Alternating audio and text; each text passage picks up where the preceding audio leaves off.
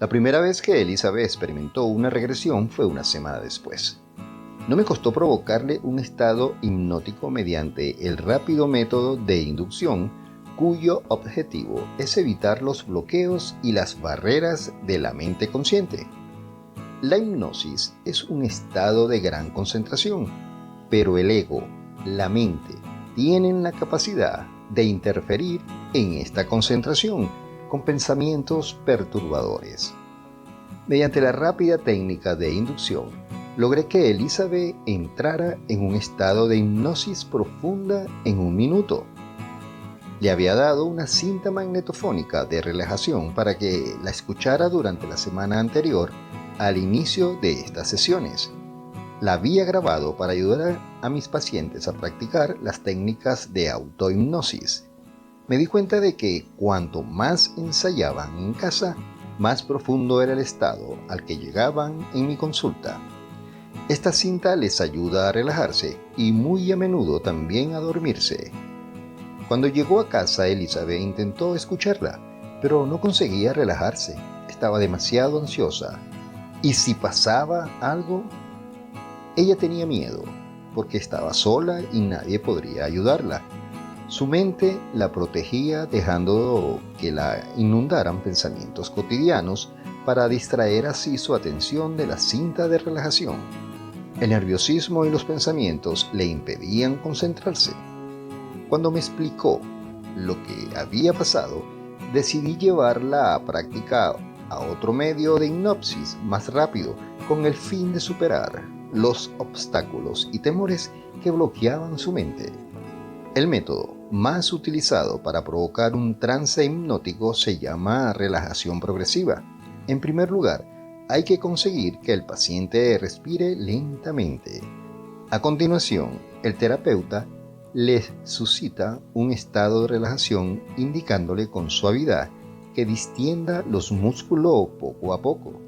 Después le pide que intente visualizar imágenes agradables y relajantes mediante técnicas como la de contar hacia atrás.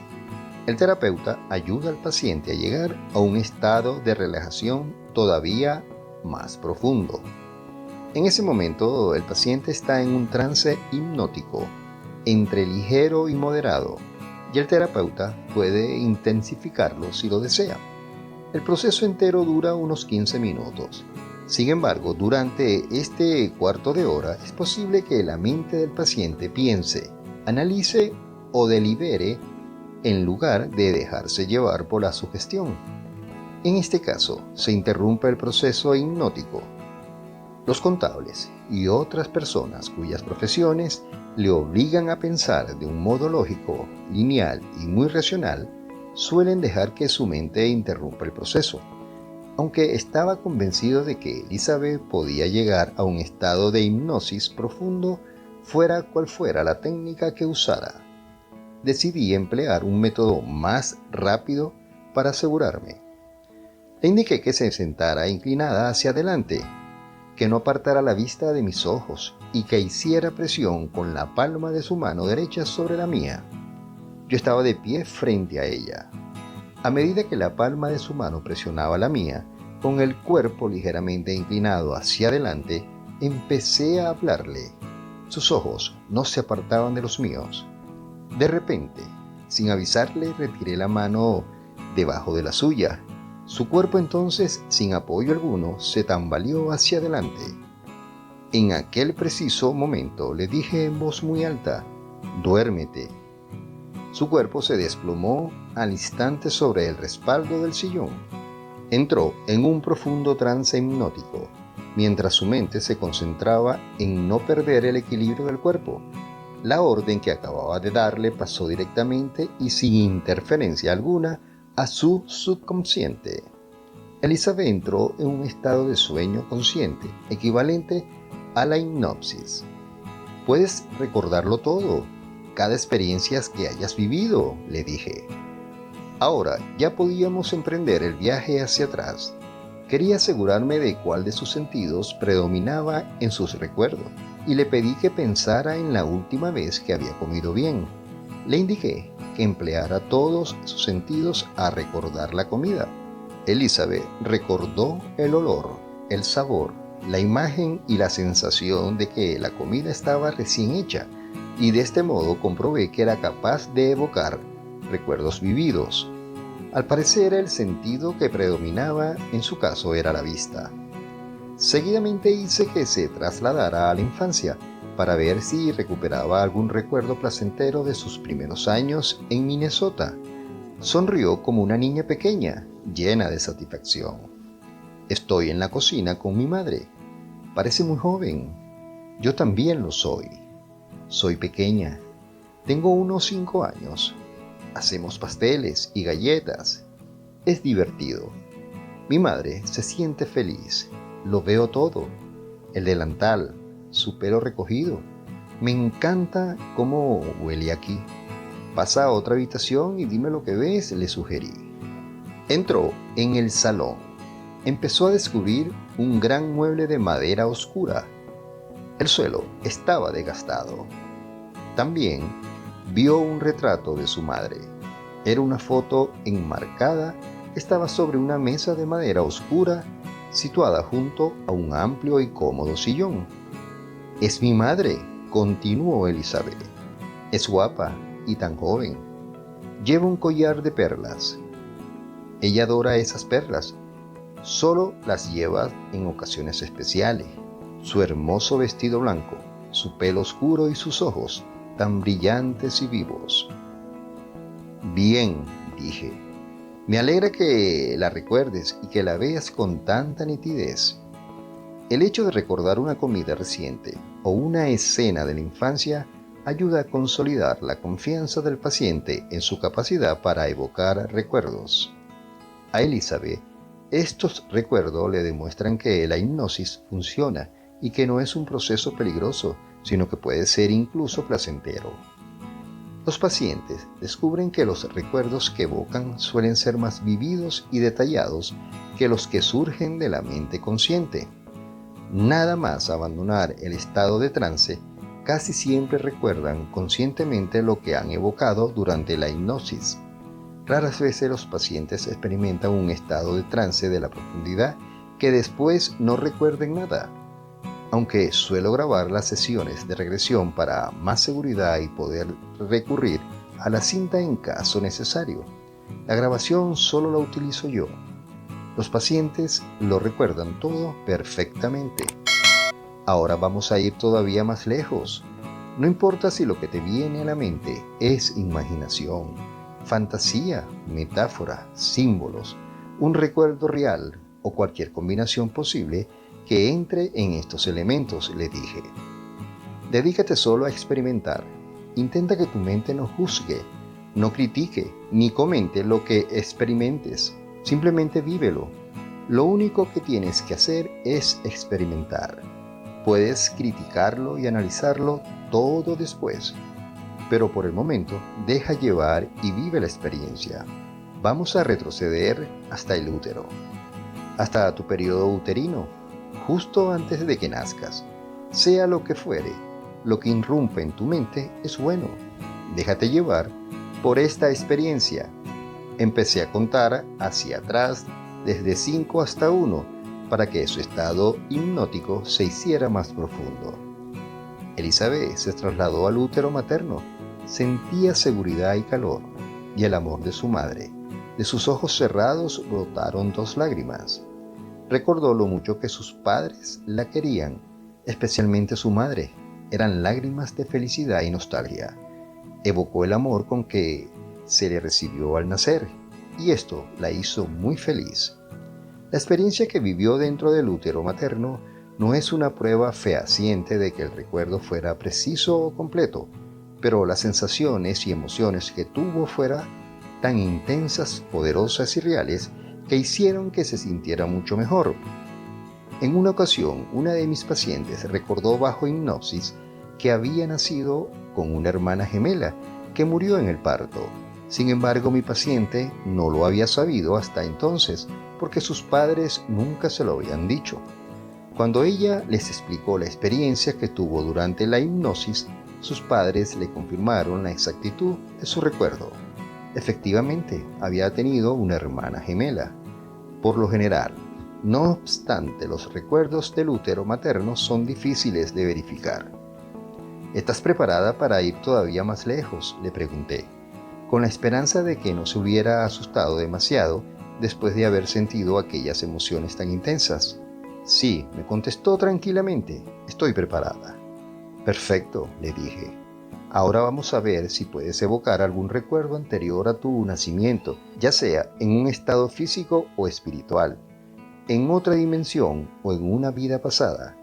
Sea lo que irrumpa en tu mente, es bueno. No emitas juicios, no te preocupes, solo déjate llevar y vive el momento. Conseguí que empezara a imaginar cómo entraba en un ascensor y apretaba el botón mientras yo iniciaba la cuenta hacia atrás, de 5 a 1. El ascensor retrocedía en el tiempo y viajaba a través del espacio, y la puerta se abrió en el momento en que yo pronuncié el número 1. Le indiqué que saliera y que se enfrentara a la persona, escena o experiencia que le aguardaba al otro lado de la puerta. Pero no sucedió lo que yo esperaba. Está todo muy oscuro, dijo con voz aterrorizada. Me he caído del barco. Hace mucho frío. Es horrible. Si empiezas a sentirte incómoda, dije interrumpiéndola, flota por encima de la escena y contémplala como si se tratara de una película. Pero si no te sientes mal, quédate ahí. Observa lo que ocurre. Vive los acontecimientos. La experiencia la aterrorizó y empezó a flotar por encima de la escena. Se veía a sí misma como un adolescente, después de haberse caído de un barco en mitad de una noche tormentosa. Se había ahogado en estas oscuras aguas. De repente la respiración de Elizabeth se tranquilizó considerablemente y pareció recuperarse. Se había separado del cuerpo. He salido de este cuerpo, dijo, con bastante naturalidad. Todo esto había ocurrido con gran rapidez. Antes de que pudiera examinar aquella vida, ella ya había abandonado el cuerpo. Le pedí que recordara lo que acababa de experimentar y que me dijera lo que podía ver y entender al respecto. ¿Qué estabas haciendo en el barco?, le pregunté, intentando retroceder en el tiempo aunque ya hubiera salido de aquel cuerpo. Iba de viaje con mi padre, dijo. De repente estalló una tormenta. El barco empezó a llenarse de agua y a tambalearse. Las olas eran enormes y salí despedida por la borda. ¿Qué ocurrió con los demás pasajeros?, le pregunté. No sé, dijo. Las olas me arrastraron por el barco hasta que caí al agua. No sé qué les pasó a los demás. ¿Qué edad tenías aproximadamente cuando sucedió esto? No lo sé. Alrededor de 12 o 13 años. Era un adolescente, respondió. No parecía muy deseosa de darme más detalles. Había abandonado aquella vida muy rápido, tanto la vida en sí como el hecho de recordarla en mi consulta. Ya no podíamos obtener más datos. Siendo así, la desperté. Una semana más tarde, Elizabeth estaba menos deprimida a pesar de que no le había recetado antidepresivos para aliviar los síntomas de aflicción y depresión. Me siento más ligera, más libre, y ya no estoy tan inquieta en la oscuridad, me dijo. Nunca le había gustado la oscuridad y trataba de no salir sola de noche. En su casa siempre había alguna luz encendida. Sin embargo, la semana anterior había notado una mejoría en este síntoma. Yo no lo sabía, pero tampoco le gustaba nadar porque le producía angustia. Me explicó que aquella semana se había pasado horas en la piscina y en el jacuzzi de la urbanización donde vivía. Aunque eso no era lo que más le preocupaba, el progreso que había experimentado respecto a aquellos síntomas la reconfortó. Muchos de nuestros temores se basan en el pasado y no en el futuro. A menudo lo que más miedo nos da son hechos que nos han ocurrido en la infancia o en una vida pasada. Como los hemos olvidado o solo los recordamos muy vagamente, tenemos miedo de que esos hechos traumáticos. Aún así, Elizabeth se sentía triste porque solo habíamos encontrado a su madre en un remoto recuerdo de infancia. La búsqueda debía continuar. La historia de Elizabeth es fascinante, la de Pedro también, pero sus casos no son los únicos. Muchos de mis pacientes padecen una profunda aflicción, miedos y fobias, y su vida amorosa es un fracaso. Muchos de ellos encuentran a su amor perdido en otro tiempo y otro lugar. Muchos otros consiguen aliviar su dolor recordando vidas pasadas y experimentando estados espirituales. Algunas de las personas que se han sometido a la terapia de regresión son famosas. Otras son gente corriente con un pasado apasionante. Sus experiencias son un reflejo de los temas universales expresados en el revelador viaje de Pedro y Elizabeth. A medida que se aproximan a la encrucijada de sus destinos, todos seguimos el mismo camino.